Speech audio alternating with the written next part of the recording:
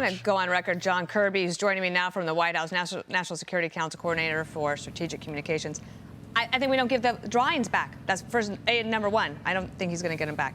John, thank you for being here today. I know that it's a joyous day for Brittany Griner and her family, and somewhat of a disappointment one for Paul Whelan, and he's certainly said that in an interview. We actually just interviewed a woman, though, whose brother is being held in Iran last hour. Mike Emanuel had this very moving exchange. Watch here's just a bit of it.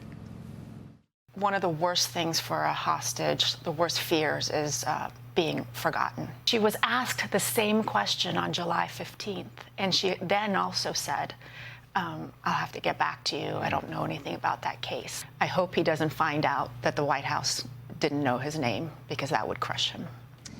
So that's Nedra. Her brother is being held in Iran, and there are 66 other Americans who are being held. What can you say to those families today to reassure them that they won't be forgotten? Thanks, Dana. Thanks for having me. We know. Yesterday, you talked about the joyous day, and it is for the Griner family, but it was bittersweet here at the White House. I mean, obviously, we're very glad to see Brittany released, but we're reminded every time you get one American home, it's a reminder that there are still others being held unjustly overseas, and there are families here at home. Here, the holidays coming up, that are going to miss them, that are going to be sitting at the table with an empty chair. We're mindful of that, and we're working every day. You may not see it. You and I may not talk about it on TV, but I can assure you that the National Security Team is working very hard to get all unjustly held Americans, all wrongfully detained Americans, back home where they belong. And a lot of that work, understandably, and I think rightly, has to be done quietly, has to be done out of the public eye to try to affect those proper negotiations. You know, details in this situation matter, and the details were a little confusing yesterday. I know you've tried to clarify, but let's just for everybody here. There's been confusion as to what the deal was. Was the deal you could choose one of these Americans to come home, or you could only have Brittany to come home? That has been confusing. The reporting was different, and I want to get you on the record to say, what was the actual deal on the table? The only deal that the Russians were willing to put forward was Brittany Griner for Victor Bout. And believe me, we would have liked to have both of them home today.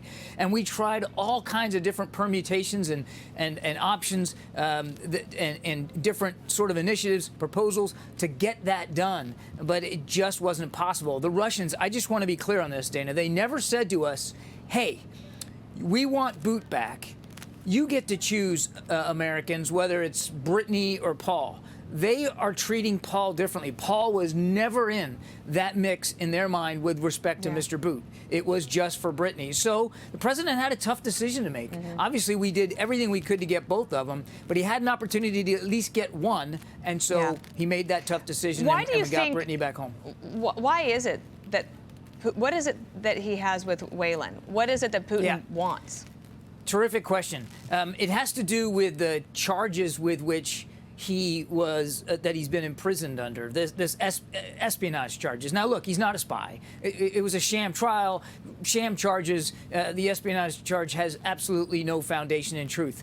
That said, they believe it, and that's what they're holding up him for is a little bit higher, a little bit different category. So they kind of treat Paul separately, and even Paul has said that. I think he's done a couple of interviews in the last 24 hours or so, and he's acknowledged that. He knows they're treating him separately. We know that too.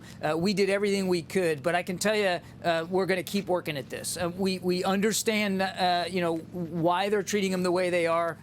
However ridiculous it is, but we're going to move forward with that knowledge, with that context, and see what we can do to get him home. I imagine that a lot of people Googled who is Victor Bout yesterday, and what they saw would have been horrific. What he was willing to do in terms of providing arms and weapons that slaughtered children, women all over the world. Any civil war he wanted to get into, he did, and he was always on the evil side of that. He's only 55 years old. Putin is waging a war against Ukraine.